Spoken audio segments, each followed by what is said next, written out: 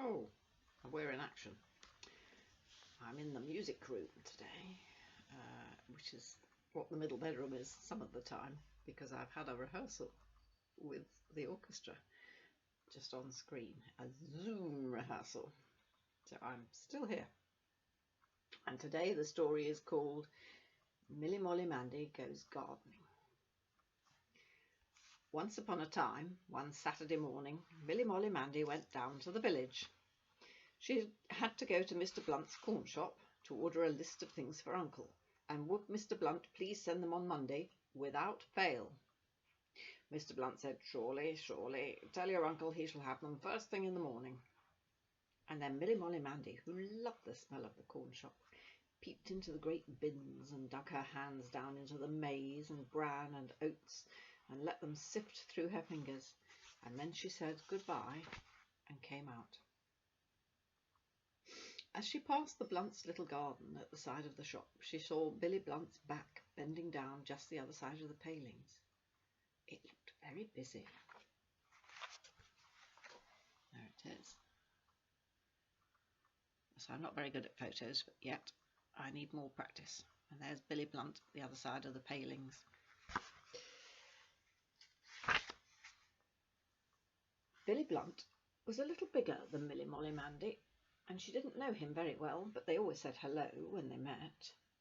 So Milly Molly Mandy peeped through the palings and said, "Hello, Billy."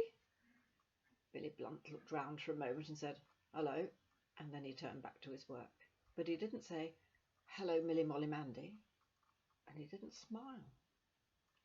So Milly Molly Mandy stuck her toes in the fence and hung on and looked over the top. "What's the matter?" Milly Molly Mandy asked.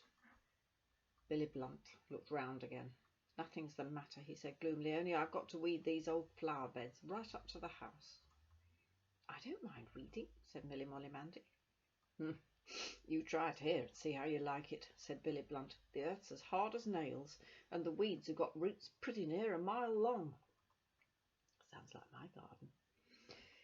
Milly Molly Mandy wasn't quite sure whether he meant it as an invitation, but anyhow she accepted it as one and pushed open the little white gate and came into the Blunts' garden.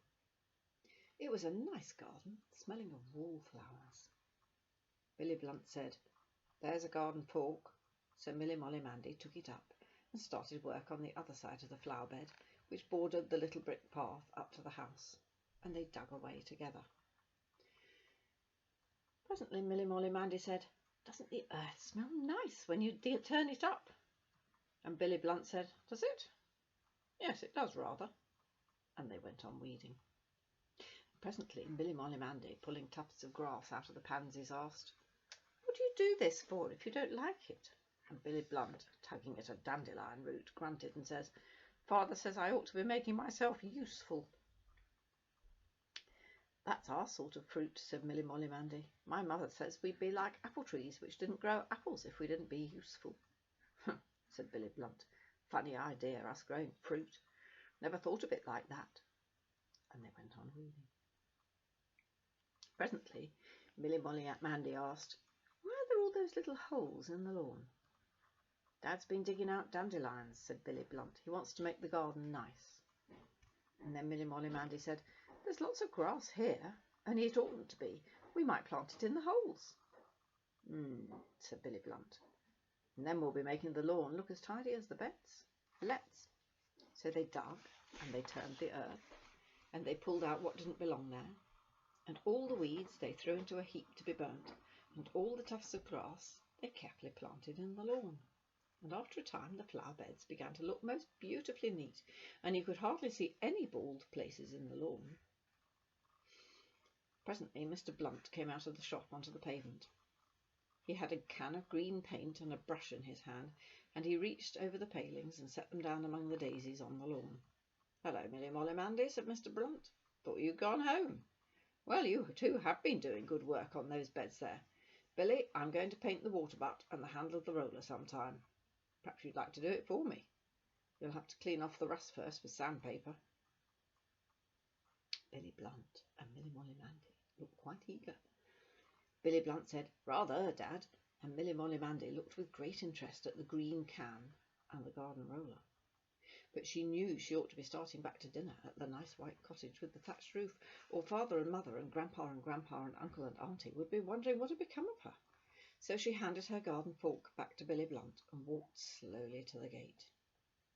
But Billy Blunt said, "Couldn't you come again after dinner? I'll save you some of the painting." So MillyMollyMandy gave a little skip and said, "I'd like to if Mother doesn't want me." So after dinner, when she'd helped with the washing up, MillyMollyMandy ran hoppity-skip all the way down to the village again, and there in the Blunts' garden was Billy Blunt busy rubbing the iron bands on the water butt with a sheet of sandpaper. "Hello, Billy," said MillyMollyMandy. "Hello, MillyMollyMandy," said Billy Blunt. He looked very hot and dirty, but he smiled quite broadly, and then he said, "I've saved the garden roller for you to paint. It's all sandpapered ready." There's the garden roller, look.